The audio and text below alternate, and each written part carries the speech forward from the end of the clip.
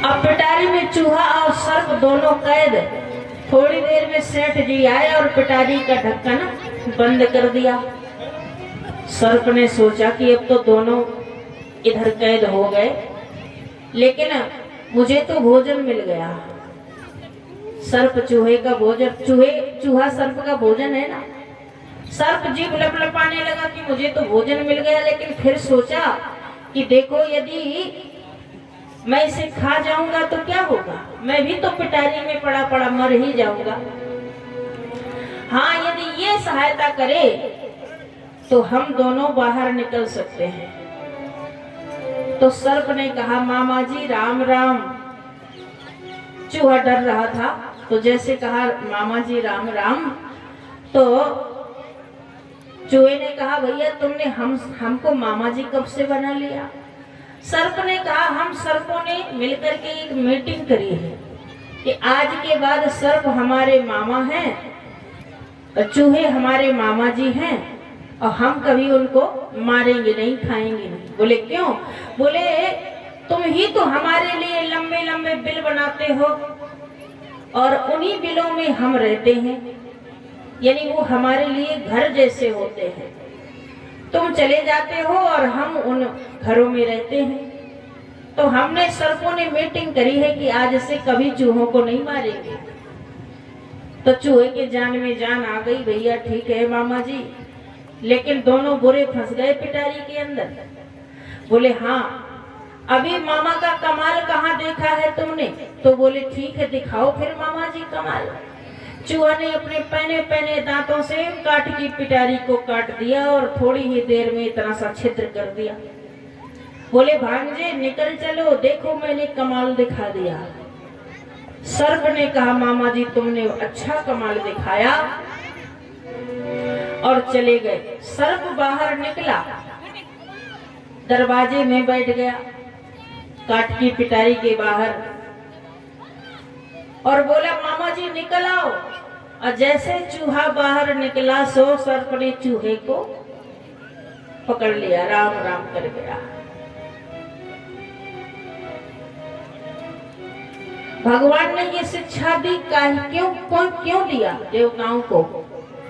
बोले जब किसी तरह से राक्षस ना माने तो ऐसे उनसे दोस्ती करनी चाहिए, और दोस्ती करके प्रेम करके अपना काम बना लेना चाहिए।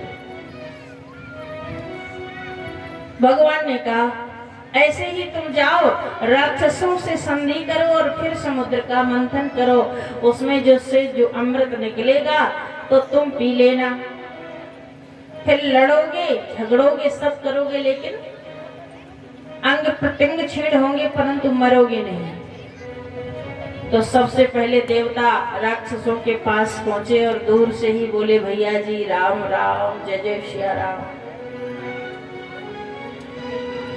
वो बोले आओ आओ भैया, आज बड़े बहुत तुम दूर से ही राम राम कह रहे हो, क्या बात है? बोले भैया हम एक ही भाई हैं, माताएं दो हैं, पिता एक हैं, एक पिता की संतान है और दुश्मनी करते फिर रहे हैं। ऐसा करें कि हम सब मिलकर के समुद्र का मंथन करें और उसमें अमृत निकलेगा तो बांट कर पी लेंगे, लड़ेंगे झगड़ेंगे सब करेंगे, लेकिन मरेंगे नहीं। जिस गई देवताओं की बात दैत्यों को, और सब मिलकर के गए समुद्र का मंथन करने। मंदराचल पर्वत को लाया गया मथानी के लिए, और वासुकी नाग को लाया गया रई के लिए, यानी रस्सी जो लगती है मथानी में, रई के लिए या वासुकी नाग को लाया गया। और सब देवता और दैत्य मिलकर के समुद्र का मंथन चालू किया। भगवान भी पधार गए। मुख की तरफ दैत्यों ने पकड़ा और पूंछ की तरफ देवताओं ने पकड़ा। समुद्र का मंथन चालू हुआ तो सर्प की गरम गरम जो सांसें हैं वो निकलने लगी, तो दैत्य उसी से छटपटाने लग गए। लेकिन फिर भी समुद्र का मंथन चालू हुआ। सबसे पहले समुद्र में से जहर निकल पड़ा। जहर को देख करके घबराने लगे। अब ये किसको दिया जाए? कोई लेने को तैयार नहीं है। सबने भगवान शंकर का ध्यान किया, हे भगवान या जहर से आप बचाओ। शंकर भगवान ने कहा, देवी पार्वती जी ये सब लोग कह रहे हैं कि तुम जहर पी लो, बताओ हम जहर पिए? पार्वती जी धर्म संकट में पड़ गई। बोली, महाराज आप वही करो जो जिसमें सबका भला हो है, आप वही करो जिसमें सबका भला हो। तो तुम चाहती हो कि हम जहर पी लें? बोले, हम कुछ नहीं कहते हैं। भगवान ने उठाया जहर का पात्र और राम नाम का सहारा लिया। चूंकि भगवान ने सोचा कि यदि मुख में रखता हूँ तो मेरे मुख में भगवान श्री राम का नाम है, और यदि अंदर ले जाता हूँ तो मेरे हृदय में प्रभु श्री राम का वास है, तो इस जहर को कहाँ ले जाऊं? तो राम नाम का सहारा लिया। रा कहते मुख खुल जाता है और माँ कहते ही बंद हो जाता है।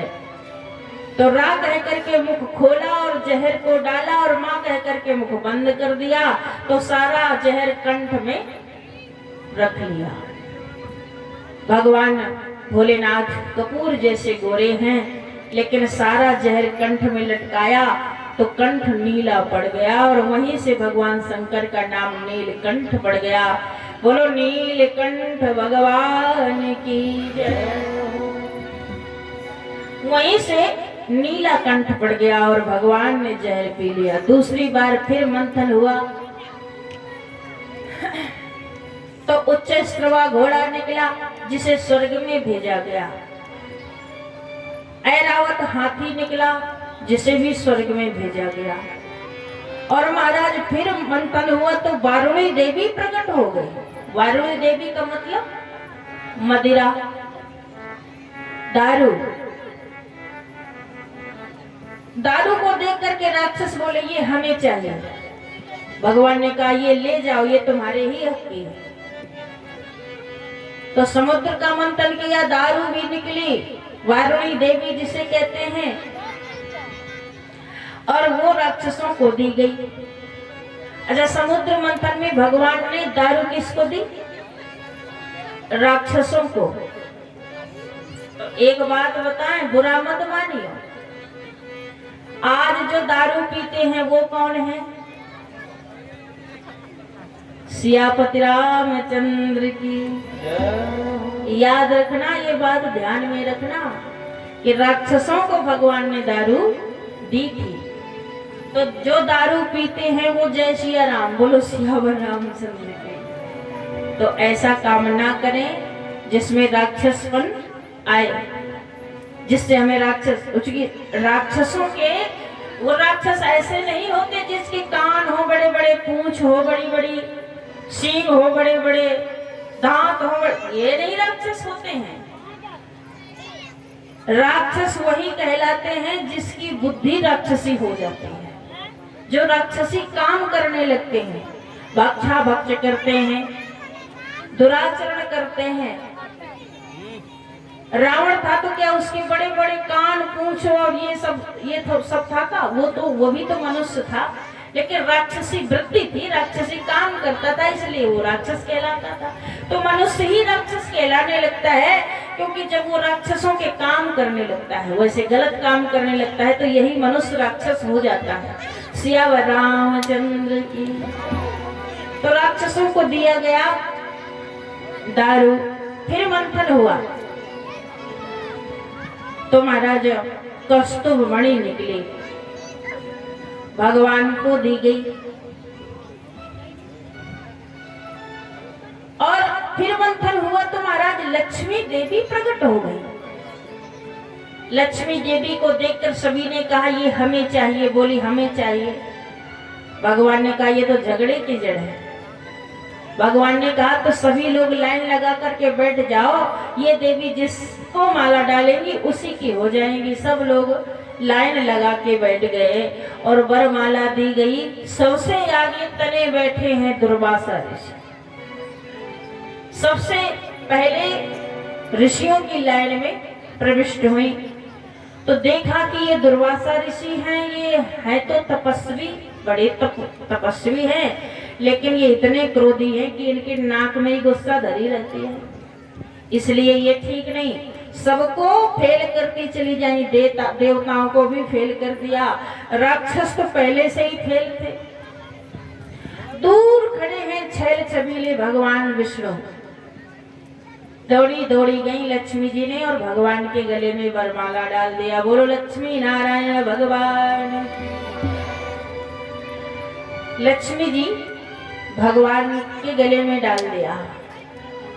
फिर समुद्र का मंथन हुआ तो महाराज अब अमृत का कलश लेकर के भगवान धन्वंतरी प्रकट हो गए।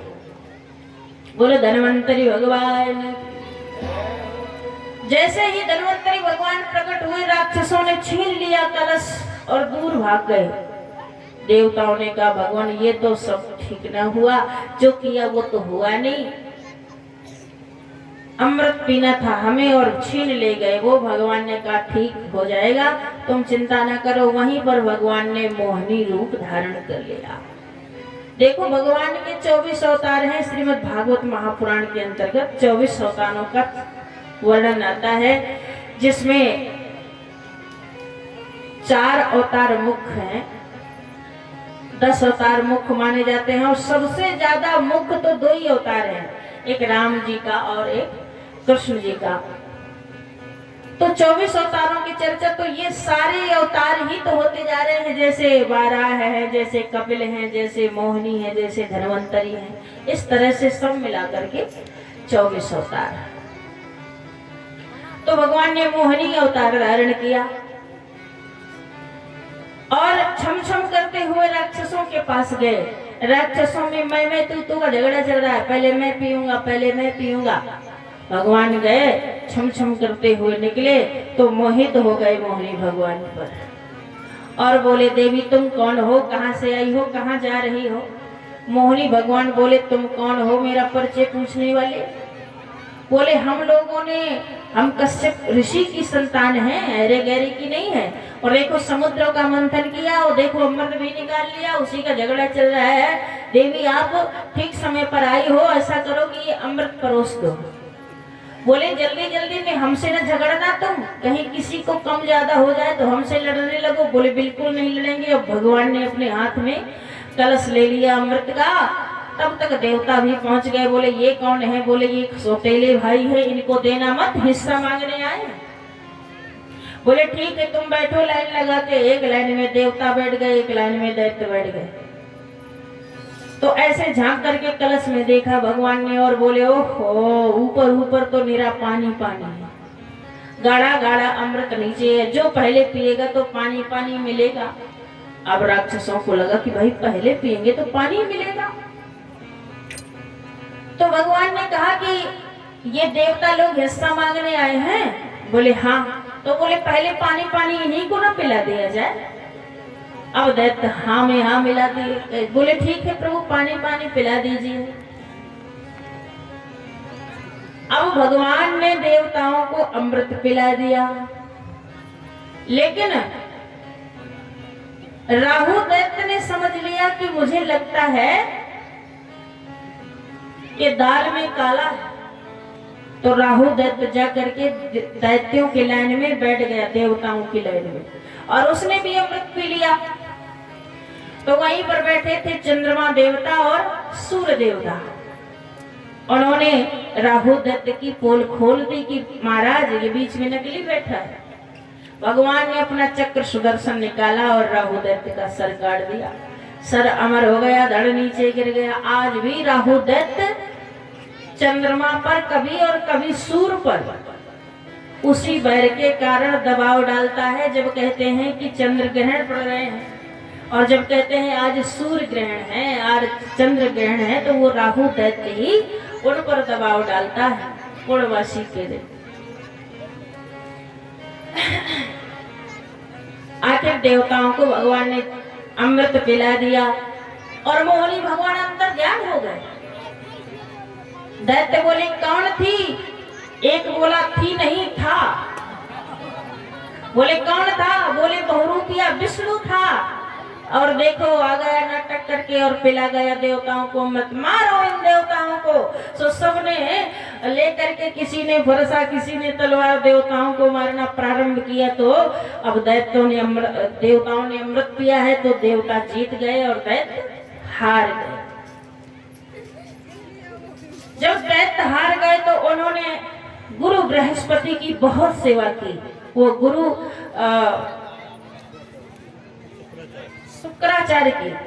शुक्राचार्य की बहुत सेवा की, क्योंकि शुक्राचार्य जी राक्षसों के गुरु हैं। संत महापुरुषों की सेवा की, ब्राह्मणों की सेवा की। और